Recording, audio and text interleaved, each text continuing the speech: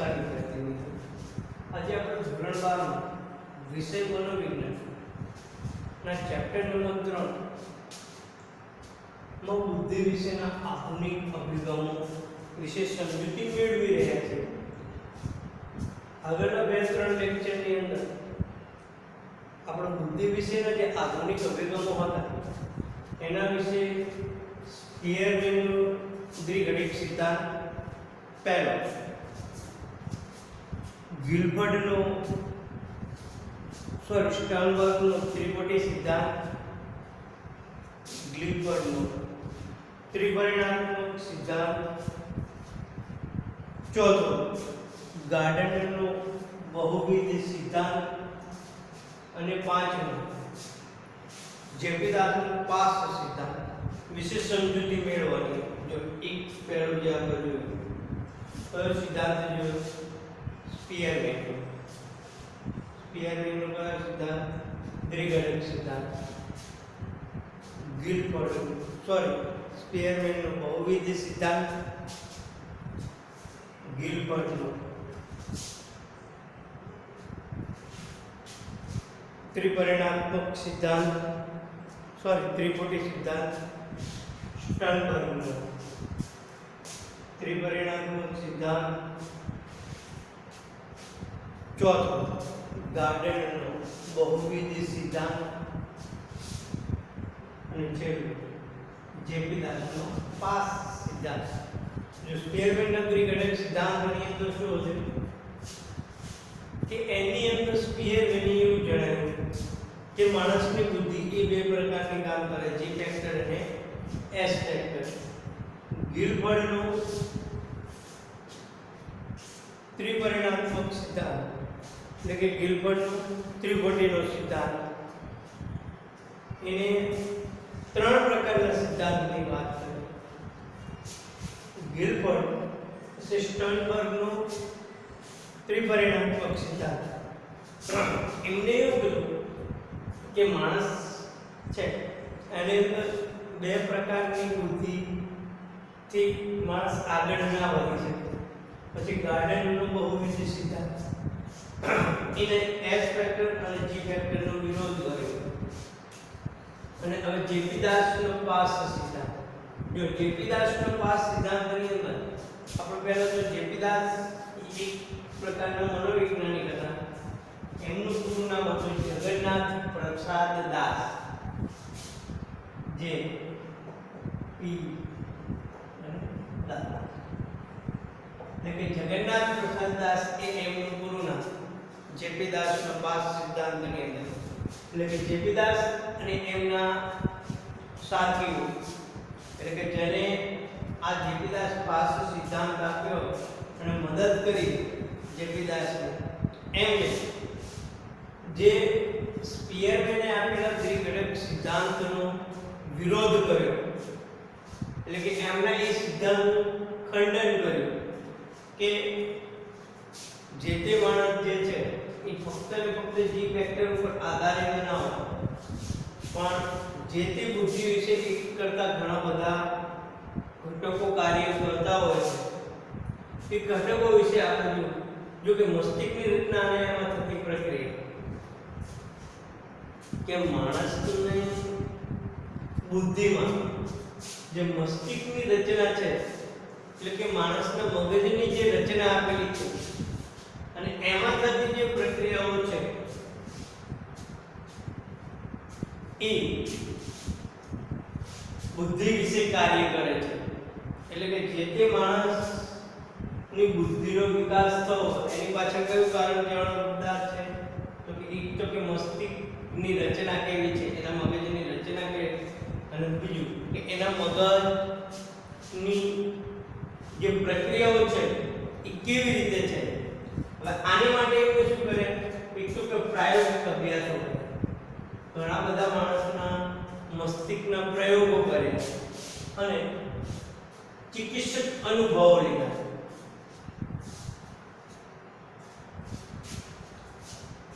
એક તો કે એના ઉપર ઘણા બધા પ્રયોગો કરો, પ્લસ જે ચિકિત્સકો હોય છે એના મંતવ્યો, એમના અનુભવો, એટલે બુદ્ધિ અંગેના શરીરલક્ષી અને તેમાં પણ ચેતાવણીની દૃષ્ટિકોણનો સ્વીકાર કરે. અને આ બે અનુભવથી એમને લોકોના શરીરલક્ષી અને તેમાં પણ ચેતાવણી મનોવૈજ્ઞાનિક દૃષ્ટિકોણ જે છે એ બે વસ્તુનો સ્વીકાર કર્યો. કોને? જેપી દાસ અને એમના સાથીઓ. એટલે જેપી દાસ અને એમના સાથીઓએ જે બુદ્ધિનો આ અભિગમ સમજાવ્યો છે એની અંદર એમને શું સમજાવ્યું? એક તો કે જે ઘટકના સિદ્ધાંતનો વિરોધ, પછી માણસના મસ્તિષ્કની રચના કેવી, પછી એનું મસ્તિષ્ક કઈ પ્રકારની પ્રક્રિયાઓ કરે છે એના ઉપર એમને ઘણા બધા પ્રયોગો કરે અને ચિકિત્સક મનોવિજ્ઞાનનો અનુભવ લીધો. જો મગજની રચના વિશિષ્ટ છે અને એમને શું કહ્યું? એમનું કહેવું કેવું હતું કે માણસના મગજની રચના વિશિષ્ટ છે, ઘણી બધી અનેક પ્રકારની. જો કેન્દ્રો ચોક્કસ માનસિક પ્રક્રિયાનું નિયમન કરે છે. સાથે એક એમનું મંતવ્ય કેવું હતું કે આ જે મગજના કેન્દ્રો જે છે એ ચોક્કસ માનસિક પ્રક્રિયાનું નિયમન કરે. એટલે કે મગજની અંદર એક પ્રકારના તરંગો ઉત્પન્ન કરે છે કે માણસ કેવી રીતે બુદ્ધિનો ઉપયોગ કરશે. એટલે કે આ માનસિક પ્રક્રિયાનું નિયમન કરવું, શરીરલક્ષી અને પણ તેના અનેક પ્રકારના દૃષ્ટિકોણો એ પારસ્પરિક રીતે એકબીજા સાથે જોડાયેલા છે. પાર્સનલ સિદ્ધાંત કે જેપી દાસનું મંતવ્ય શું છે કે આ મસ્તિષ્કની જે રચના છે અને એની જે પ્રક્રિયાઓ જે છે એ એકબીજા સાથે જોડાયેલી. જો એકબીજા સાથે જોડાયેલી હોય તો એ બુદ્ધિનો ઉપયોગ કરી શકે. પછી માણસનું મગજ જે છે જેપી દાસનું માનવું એવું કે મસ્તિષ્ક છે એ ડાબું મસ્તિષ્કનું ગોળા અને જમણા મસ્તિષ્કનું ગોળા એ બે ભાગમાં વહેંચાયેલું છે. જે તે માણસનું મસ્તિષ્ક છે એ બે ભાગમાં વહેંચાયેલું છે. કયા બે ભાગમાં? એક ડાબું મસ્તિષ્ક ગોળા અને એક જમણું મસ્તિષ્ક ગોળા. એ બે ભાગની અંદર વહેંચાયેલું છે. જો આ બે ભાગનું વહેંચાયેલું છે એટલા માટે દ્રષ્ટિ, શ્રાવ્ય, ગંધ વગેરે મસ્તિષ્ક ભાગમાં માનસિક કે શારીરિક પ્રવૃત્તિઓનો અવરોધ થાય છે. જો કે મસ્તિષ્કનું ડાબું મસ્તિષ્ક ગોળાર્ધ અને જમણું મસ્તિષ્ક ગોળાર્ધ એની અંદર કઈ ખામી હોય ને કે કોઈના ડાબા મસ્તિષ્કની અંદર ખામી હોય કે કોઈના જમણા મસ્તિષ્કની અંદર ખામી હોય તો દ્રષ્ટિ, શ્રાવ્ય, ગંધ આવા પ્રકારના જે મસ્તિષ્ક ભાગની અંદર ખામી હોય તો માનસિક કે શારીરિક પ્રવૃત્તિઓ અવરોધાય છે. શું થાય? કે માનસિક અને એની શારીરિક પ્રવૃત્તિઓ આ બે પ્રવૃત્તિઓ અવરોધાય. જો ડાબા ગોળાર્ધના ચોક્કસ ભાગને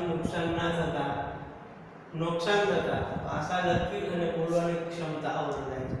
એમને ઉદાહરણ આપીએ કે કેવી શારીરિક અને માનસિક પ્રવૃત્તિ અવરોધાય તો કે જે આપણું ડાબું ગોળાર્ધ છે એના ચોક્કસ ભાગને ક્યારેક નુકસાન થાય તો ભાષા લખવાની અને બોલવાની આપણે જે લખીએ છીએ અને લખવાની એ પ્રકારની માનસિક પ્રક્રિયાઓ અવરોધાય છે. તમને એવું કહેવાય કે લોકોની ભાષા લખવાની ક્ષમતા કે બોલવાની ક્ષમતા એ ક્યારે અવરોધાય તો કે જ્યારે એમના લાંબા ગોળાર્ધ જે છે મસ્તિષ્કનું ડાબું ગોળાર્ધ જે છે એની અંદર કોઈ પણ પ્રકારની ખામી સર્જાય ત્યારે વ્યક્તિ ભાષા લખવાની અને બોલવાની શક્તિ ગુમાવી બેસે છે. મસ્તિષ્કની રચના વ્યક્તિની બોધાત્મક ક્ષમતા સાથે સંકળાયેલી છે. આ આપણા મસ્તિષ્કની જે રચના જે છે એ આપણી બોધાત્મક ક્ષમતા એટલે કે કોઈ પણ વસ્તુની જાણકારી લેવી એ આપણા મસ્તિષ્કની રચના સાથે એકબીજા સાથે જોડાયેલી છે. એટલે જ આ એક પ્રકારનો પાસ સિદ્ધાંત છે. પાસ સિદ્ધાંત જે છે એ શેના ઉપર કાર્ય કરે તો કે લોકોના ડાબા ગોળાર્ધ અને જમણા ગોળાર્ધ કે જ્યારે ડાબુ ગોળાર્ધ અને જમણા ગોળાર્ધની અંદર કોઈ પણ પ્રકારની ખામી સર્જાય તો ત્યારે દ્રષ્ટિ, શ્રાવ્ય અને ગંધ વગેરે પ્રકારની માનસિક જે મસ્તિષ્ક ભાગનો જે છે એની અંદર કંઈક ખામી સર્જાય છે. એનું એક ઉદાહરણ આપ્યું હતું કે જ્યારે ડાબુ ગોળાર્ધના ચોક્કસ ભાગને કોઈ પ્રકારની ખામી સર્જાય ત્યારે લોકો લખવાની અને બોલવાની શક્તિ ગુમાવી બેસે છે. સ્વાભાવિક રીતે આ પ્રકારની જે બોધાત્મક ક્ષમતા જે છે એ મસ્તિષ્કની રચના સાથે જોડાયેલી છે. એટલે આ પાસ સિદ્ધાંત જે છે એના ઉપર જ કાર્ય કરે છે. એટલે પાસ સિદ્ધાંત જે છે એને આને કુલ 4 પ્રકારની બોધાત્મક પ્રક્રિયાઓ આપી છે. એક પાસ જે છે, પાસ સિદ્ધાંત એ શું? પાસની અંદર બી પહેલો જે છે એટલે કે પ્લાનિંગ એટલે આયોજન. એ એટેન્શન એડ્યુરેશન એટલે કે ધ્યાન ઉત્તેજના. એ છે એટેન્શન ઓરોશન એટલે કે ધ્યાન ઉત્તેજના. એસ સિમ્યુલેશન પ્રોસેસિંગ એટલે કે સમકાલીન પ્રક્રિયા. બીજો એસ છે સક્સેસિવ પ્રોસેસિંગ ક્રમબદ્ધ પ્રક્રિયા. પાસનો જે સિદ્ધાંત છે એ 4 પ્રકારની પ્રક્રિયાઓ છે. 4 પ્રકારની કઈ ગુજરાતીમાં કહ્યું તો આયોજન, ધ્યાન ઉત્તેજના, સમકાલીન પ્રક્રિયા અને ક્રમબદ્ધ પ્રક્રિયા. તો એને આપણે સ્ટેપ બાય સ્ટેપ સમજીએ કે પી છે પ્લાનિંગ આયોજન પ્રક્રિયા એ શું છે.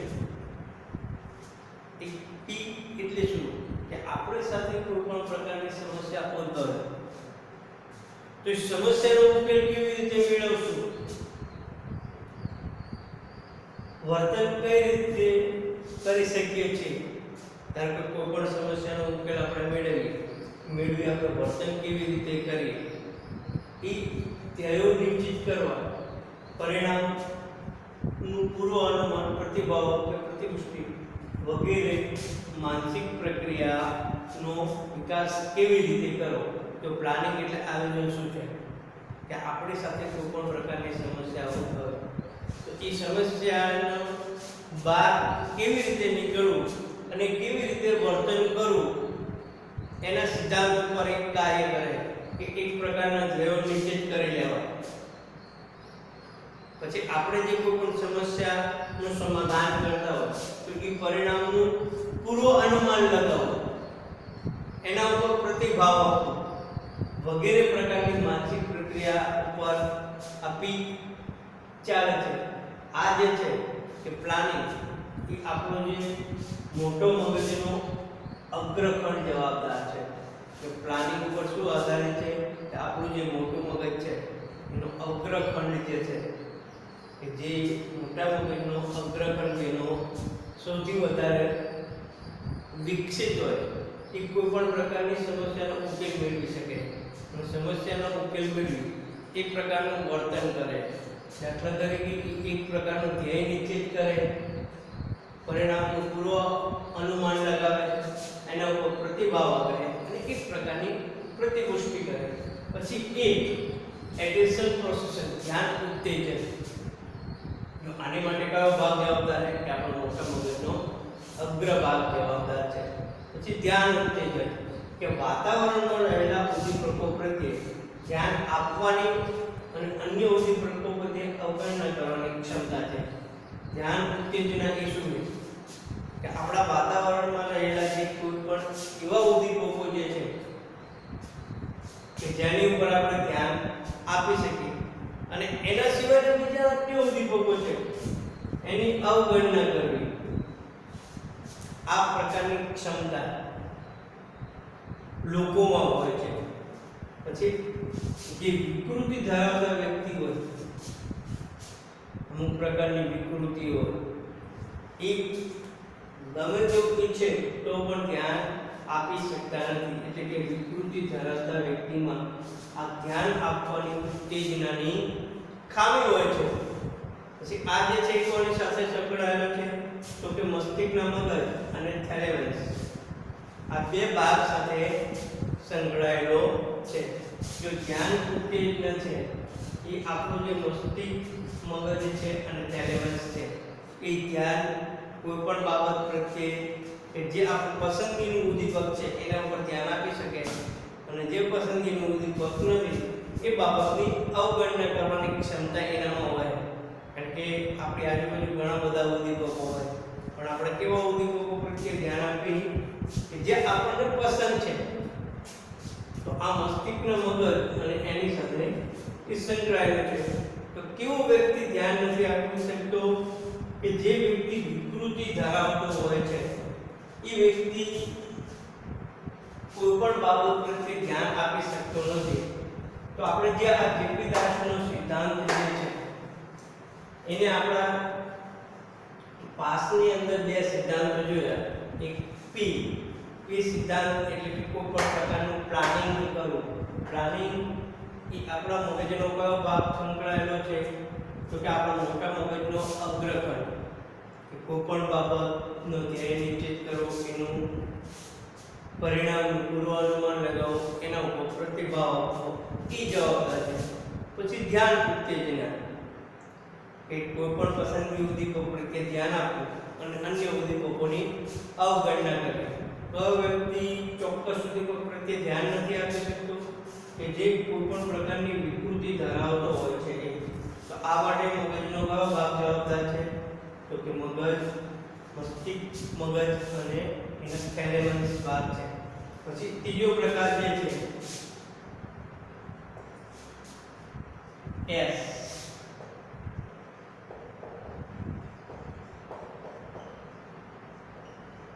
Simulation processing.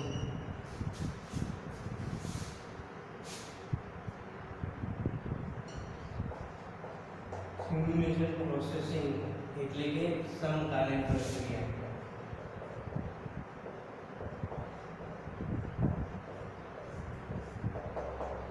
સમકાલીન પ્રક્રિયા સિમ્યુલેશન પ્રોસેસિંગ. આપણે જો એટલે એ સુધી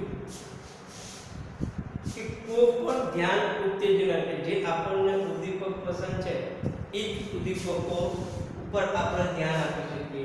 પછી સિમ્યુલેશન પ્રોસેસિંગ શું છે કે જુદા જુદા ઉદ્દીપકોને એક સાથે સાંકળી તેને સમગ્ર ઘટના તરીકે આલેખવાની ક્ષમતા. જુદા જુદા ઉદ્દીપકો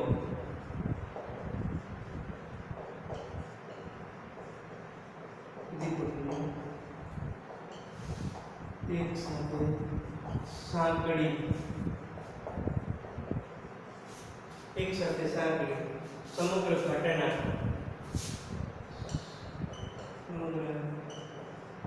તરીકે જોવાની ક્ષમતા. આપણી સાથે એક ઘટના બની ગઈ, એ ઘટના માટે ઘણા બધા ઉદ્દીપકો હાજર. તો અહીંયા જે સમકાલીન પ્રક્રિયા છે એની અંદર શું હોય કે સૌ એટલે કે ઘણા બધા જૂનો સમયનો કે એકબીજા ઉદ્દીપકોને એક સાથે સાંકળે છે અને સમગ્ર ઘટનાને એક તરીકે ઓળખવાની પ્રક્રિયા એટલે કે સમકાલીન પ્રક્રિયા.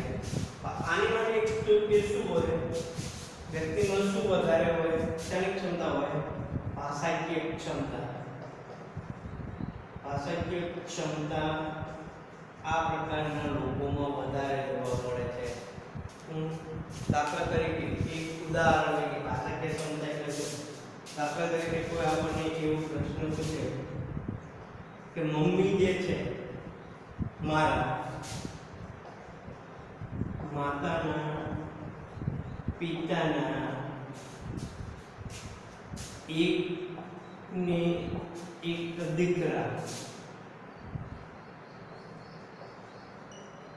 દીકરા સાથે સંબંધ. આપણો એકને એક દીકરા સાથે માતાના પિતાના એકને એક દીકરા સાથેનો સંબંધ આપણો શું હોય તો કે મામા ભાણેજ તરીકેનો. આ સમકાલીન પ્રક્રિયા છે. સમકાલીન પ્રક્રિયા એ શું છે? પછી એનો ચોથો પ્રક્રિયા સક્સેસિવ પ્રોસેસિંગ, ક્રમબદ્ધ પ્રક્રિયા. કે કોઈ પણ પ્રકારના ઉદ્દીપકોની ક્રમબદ્ધ રજૂઆત કરવી. ક્રમબદ્ધ રજૂઆત કરવાની ક્ષમતા જે છે કે ક્રમબદ્ધ રજૂઆત એટલે કે ક્રમબદ્ધ અક્ષરો હોય. ધારો કે ક્રમબદ્ધ અક્ષરો એટલે શું કે ક પછી ક આવે, ક પછી ગ આવે, ગ પછી ગ આવે. આ દરેક ઉદ્દીપકોને સમાન રીતે ગોઠવી વાંચન કાર્ય અને લેખન કાર્ય કરવાની ક્ષમતા જેનામાં હોય. સોરી, પહેલું આપણે આ સમજી લઈએ કે સમકાલીન પ્રક્રિયા છે એ આપણા મગજનો કયો ભાગ જોડાયેલો છે? તો કે મોટા મગજનો પશ્ચોખંડ અને મધ્યખંડ.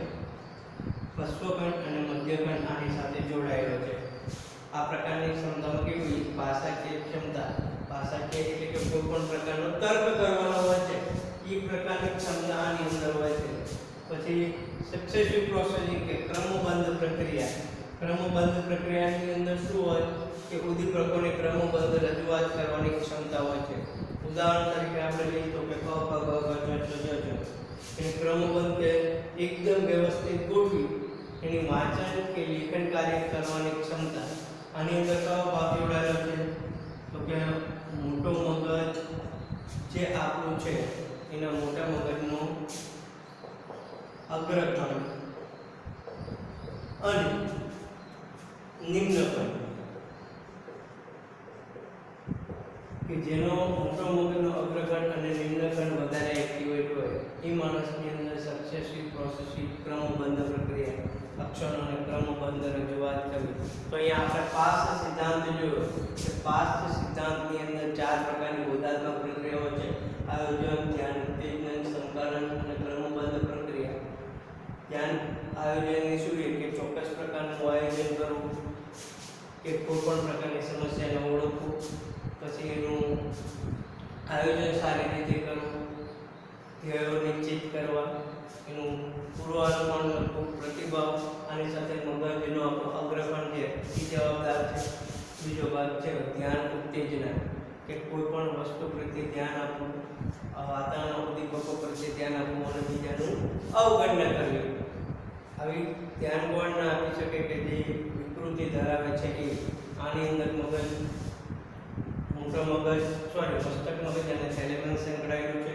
ત્રીજો પ્રકાર સમકાલીન પ્રક્રિયા. સમકાલીન પ્રક્રિયા એ આપણા કે જુદા જુદા ઉદ્દીપકોને એક સાથે સાંકળી સમગ્ર ઘટનાને એક તરીકે જોવી એ પ્રકારની ક્ષમતા હોય છે.